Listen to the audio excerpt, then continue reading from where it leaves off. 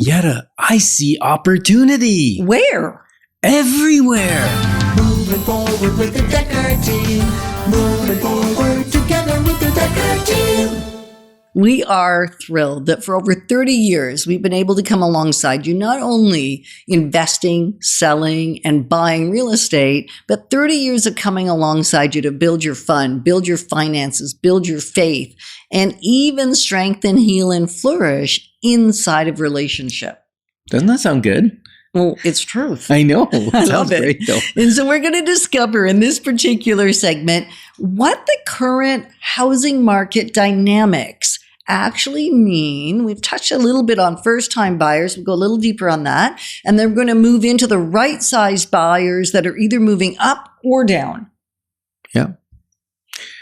Yeah. And you know, it's always tricky if I say the market's going to, because that is very close to being, I don't know, crazy. Somebody that right? creates predictions. Yeah. Yeah. And yet I have a very strong confidence that I think by the end of this year, 2024. yeah, we're going to see probably 8% increase in market value of properties on average. Wow. You're going to go on record. I went on record right here. Wow. That So- scares me. I don't do that.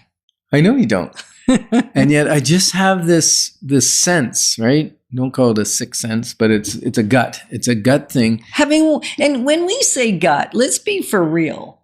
It's 35 years of watching the market, living in the market, experiencing the market, buying and selling and investing personally, as well as for over 3,117 families. Mhm. So it's not this gut that isn't based on some facts and Yeah. some information, And right? could I be wrong? Could You could another be. war come out? Could some world dynamics, could pricing of fuel or food go crazy and it changes the market? Yes. But the way I see it unfolding so far in the first several weeks of 2024, First month? Yeah. we haven't seen big gains, but I'm seeing strength in the consumer confidence. And like I said, if in the earlier segment, if the interest rate drops even a quarter once or twice, we're going to see this market take off. That's my belief. Right. And so if you're sitting on the fence as a first-time buyer, I say get off the fence and Now. get into action. Right. Yeah.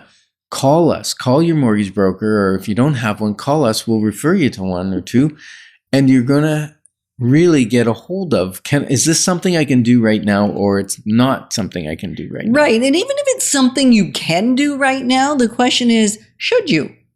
It depends. It depends on your situation. But what we know is we get stuck in indecision when things seem like they're too much. Right. And so the only way to get out of that, as we've been sharing on this segment and this whole episode, is that you get more data, solid data that you feel you can rely on and trust, and then you can make a decision that causes you to move past a state of overwhelm, regardless of what's happening in the global economy Mm-hmm. and even the local market economy. Yeah. So that's first-time buyers. Call us. We'll sit down. We'll walk you through the whole process. No obligation. Just educate you on what it looks like to take that pathway. Right. And the great news is that when we say sit down, it can be face to face because we like to touch you heart to heart. And I'd like you to touch my heart, not like physically, but emotionally. And that's so much easier to do when we're in the same space.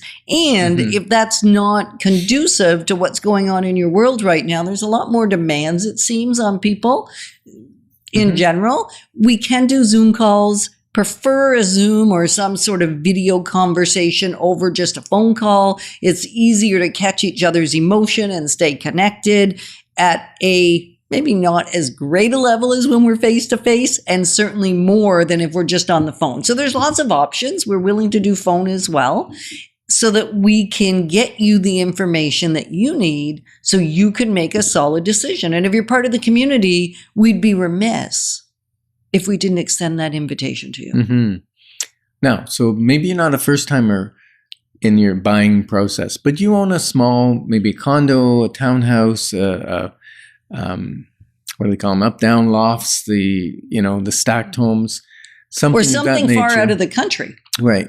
And you're thinking, is it the time to buy something up? Well, let me just say it's the perfect time. Because what we're seeing is with the higher interest rates, people are affording less, but they want to get in the market. So there's still continued pressure on the lower price properties. People are still buying those. And the upper price, this, let's say 700 and up, there's downward pressure on the prices because there aren't as many people ready to buy and there aren't as many people moving from their smaller home to move up. So to me, if I was sitting in a smaller home, this is the ideal time to talk to us about what's it look like to sell that and buy something a little bit bigger. And how does that affect my monthly payment? How does that affect my future equity growth? Because the important thing to know is when, let's say the prices do go up 8%, right? Yeah. Well, 8% on 500 is $40,000, right? But 8% on 750 is $60,000. So do you want to make $40,000 or $60,000 for sitting in a house? And that's fantastic. That's the real numbers. And sometimes if you're watching, the numbers might be easier to absorb. If you're just listening, it may be a little harder to absorb the numbers. Obviously, it'd be best if we wrote them out. And yet grab a piece of paper and write them down unless you're driving. Then don't do it right now. But you can always go back and re-listen to the show or re-watch the show because it is on YouTube as well as it is on chri.ca. And so you can see the reality of those numbers. The other thing that's interesting is sometimes, and we've certainly seen that, as Ken said, there's more downward pressure on the higher price properties. So they, in fact, may not go up 8%. Depending on what the market does. Right. Yep. And if interest rates are coming down. Even if the lower ones do. Sorry. Yeah. I just need to finish my thought. But now, let's say interest rates come down and there's more pressure for people wanting bigger homes. Now the bigger home may go up faster even than the smaller home. It's fascinating, isn't it? Yeah. So connect with us if you want to look at your specific situation. There's nothing more important than your scenario. Mm-hmm. And now you might be saying, well, Ken, I actually want to go down to a smaller house. Or maybe I want to rent. I want to go into a senior's home or retirement living. And is it a good time to do that? Well, not as good a time. But again, it's time in your life, right? We have one client that wants to move back home. Where's home? Well, it doesn't matter. Jamaica. I want to move back home to Jamaica too, right? Too. And she's retired and she's looking, okay, now I'm going to sell and I'm going to move back home. Another client waited 5 years. Is that right? 5 years to be able to get on the waiting list, to be able to get into the apartment building or the, seniors apartment building that they wanted to be in. It took them 5 years. So whether they're at the height of the market or not, in the big picture, it's more important that they get access to this unit now or this home now than wait 3, 4, 5 years where the prices might be above what they might have been in 2022. Because they had to take it or else they would give to the next person on the list, right? And they start all over again. So here's my challenge. Call us to get and move from really uncertainty and inaction to clarity and certainty. And we're grateful that you joined us on Life's Inside Track because when we move forward together, we've got this. Moving forward with the Dekker Team. Moving forward together with the Dekker Team.